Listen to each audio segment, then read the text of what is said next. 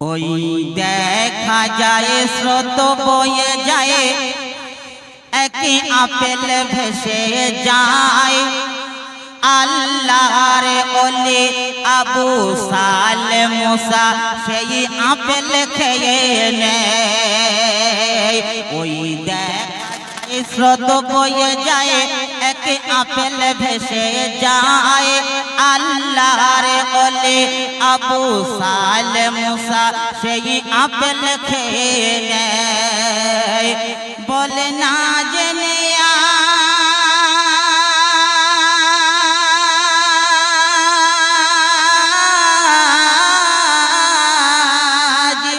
বলে না জেনে আজ ফল খেয়েছি কাহার বাগানে।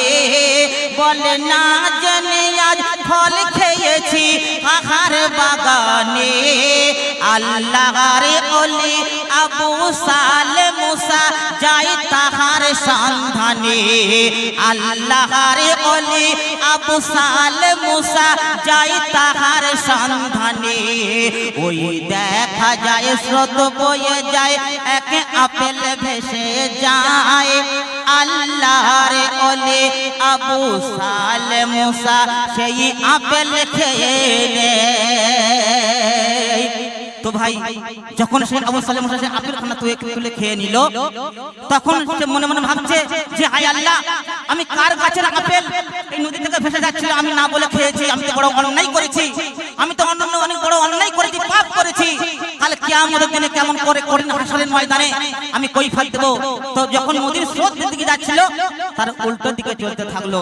তো তখন সেই তারপর কি ঘটনা ঘটে শুনবেন। সারা দিন চলতে থাকে নদীর পথ ধরে, দেখে একটি গাছের ডাল ঝুলে রয় নদীর উপরে। সারা দিন চলতে থাকে নদীর পথ ধরে, দেখে একটি গাছের ডাল ঝুলে রয় নদীর উপরে। সেই গাছের মালিক আছে কোথায় খোঁজ তাহারে। সেই চাইতে ক্ষমা গেল তখন সেই মালিকের দ্বারে। বলে বিনা হুকুমে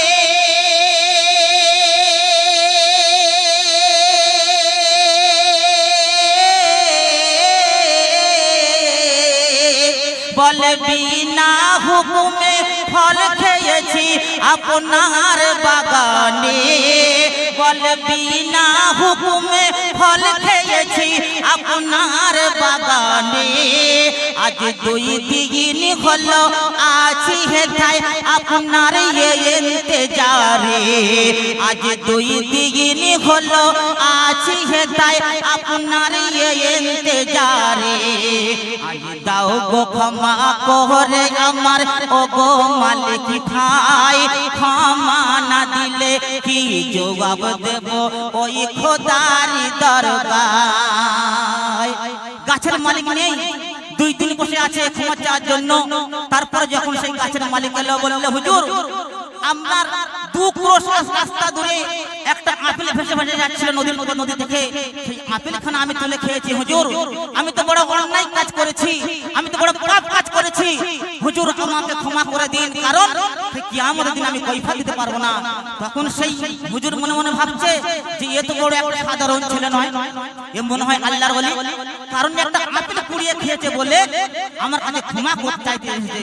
একে একটু বাজিয়ে দেখা যাক। তো কেমন করে বাজালেন শুনুন। ওই বাগান মালিক ভাবে মনে এ নয় সাধারণ ছেলে, ইনি এক আল্লাহর ওলি, তাই তো ক্ষমা চাইতে এলো ফিরে। বল করতে পারি ক্ষমা তোমার যদি দাও কথা মোরে। আমার বাগানের গোলাম হয়ে থাকতে হবে তোরে। তার ভুলের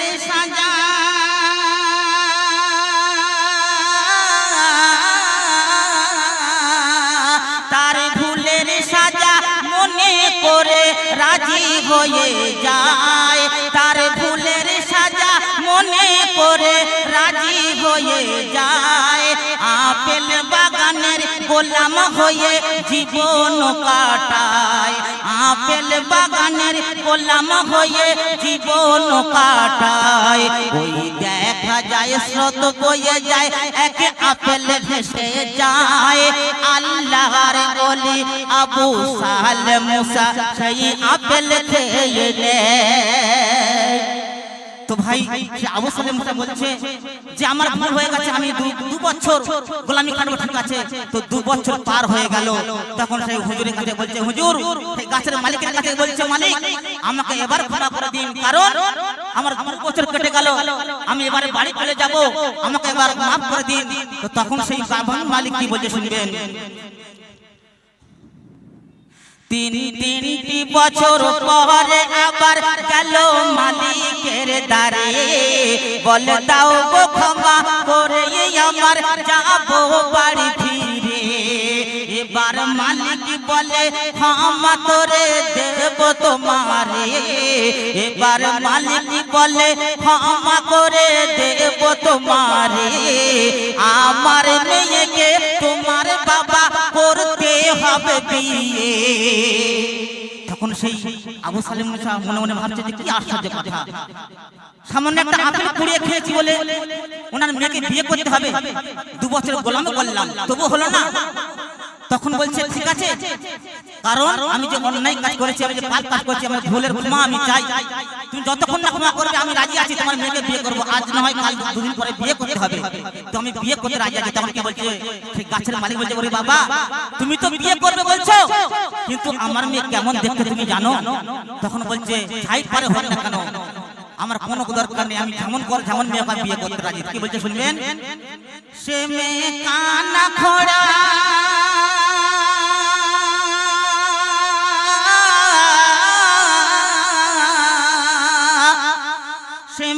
কানা খোড়া বোবানুলো কালো কদাকার, সে মেয়ে কানা খোড়া বোবানুলো কালো কদাকার। যদি তাকে বিয়ে করো তুমি তবে দেব ক্ষমা তোমার, যদি তাকে বিয়ে করো তুমি তবে দেব ক্ষমা তোমার। ওই দেখা যায় স্রোত বয়ে যায়, এক আপেল ভেসে যায়। আল্লাহর ওলি আবু সাল মুসা সেই আপেল খেয়ে নেয়। তো বলছে যখন সেই আবু সালেম মুসার সঙ্গে সেই মেয়েটাকে বিয়ে হয়ে গেল, তো যখন বসের ঘরে যাবে তখন দোরের পাশে দাঁড়িয়ে বলছে আসসালামু আলাইকা ইয়া লাল বাইত, আমি তোমাকে একটু মুখ দেখতে পারি কি? তখন সেই বিবি বলছে নিশ্চয়ই আমাকে তুমি দেখতে পারো। তখন বিবি যখন সেই মাথার কাপড়খানা একটু তুললো, তখন সেই আবু সালেম মুসা চমকে গেল, একটা সুন্দর সুশ্রী মেয়ে সেই ঘরের মধ্যে বসে আছে। তখন সেই আবু সালেম মুসা সঙ্গে সঙ্গে লাফ দিয়ে তার শ্বশুরের কাছে গেলেন, বললেন শ্বশুর আব্বা আপনার যে ঘরে যে মেয়েটা বসে আছে ওটা কি আপনার মেয়ে? তা বলছে হ্যাঁ বাবা আমার মেয়ে তো। তো বলছে কেন? তুমি তো বলেছিলে তোমার মেয়ে কালো কুচ্ছিত অন্ধকার বোবা নুলো, আর আপনার ঘরে যে মেয়েটি বসে আছে সুন্দর সুশ্রী সুন্দর দেখতে। তখন বলেছিল ওরে বাবা আমার মেয়েকে কানা বলেছিলাম, কেন বলে শুনবেন? আমার মেয়ে কোনোদিন কোনো পরপুরুষের মুখ দেখেনি, কোনো বেগানা পুরুষের মুখ দেখেনি, সেই জন্য বলেছিলাম আমার মেয়ে কানা। আমার মেয়ে খোড়া বলেছিলাম, কেন শুনবে? আমার মেয়ে খোড়া বলেছিলাম, কোনোদিন পায়ে হেঁটে হাট বাজারে যায়নি, কোনো পরপুরুষের মুখ দেখতে পাইনি, তো সেই জন্য বলেছিলাম আমার মেয়ে খোড়া। আমার মেয়ে নুলো বলেছিলাম, আমার মেয়ে কোনোদিন কোনো বেগানা পুরুষকে 1 গ্লাস পানি তুলে হাতে দেয়নি, সেই জন্য বলেছিলাম নুলো। আর আমার মেয়ে কালো কুচ্ছিত কদাকার বলেছিলাম, কেন বাবা শুনবে? আমার মেয়ে এত সুন্দর হওয়ার সত্ত্বেও কোনো পরপুরুষ দেখে আমার মেয়েকে কোনোদিন বলেনি যে বিউটিফুল ওয়ান্ডারফুল সুন্দর, কারণ আমার মেয়ে এমন ভাবে চলাফেরা করতো কোনো পরপুরুষ মুখ দেখেনি। তো কি বলছে শুনবেন। আল্লাহর ভয়ে ভীতু হয়ে রাজি হয়ে যায়, কানা খোড়া বোবা মেয়েকে বিয়ে করে নেয়। আল্লাহর ভয়ে ভীতু হয়ে রাজি হয়ে যায়, কানা খোড়া বোবা মেয়েকে বিয়ে করে নেয়। বাসর ঘরে বউকে দেখে সে ঘর ছেড়ে পালায় এত অপরূপ সুন্দর নারী আমার বউ তো নয় বলে সাইফুদ্দিন আমিনী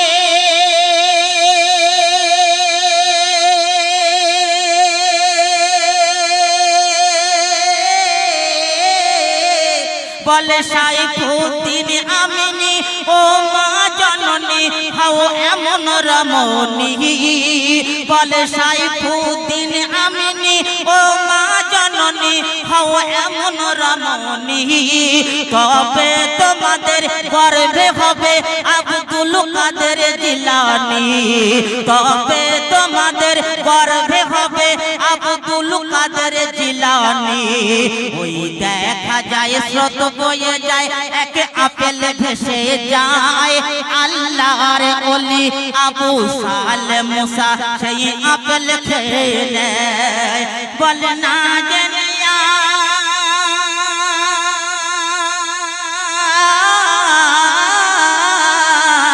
বলে না জেনে আজ ফল খেয়েছি কাহার বাগানে বলে না জেনে আজ ফল খেয়েছি কাহার বাগানে আল্লাহর ওলি আবু সাল মুসা যায় তাহার সন্ধানে ওই দেখা যায় স্রোত বয়ে যায় একই আপেল ভেসে যায় আল্লাহর ওলি আবু সাল মুসা সেই আপেল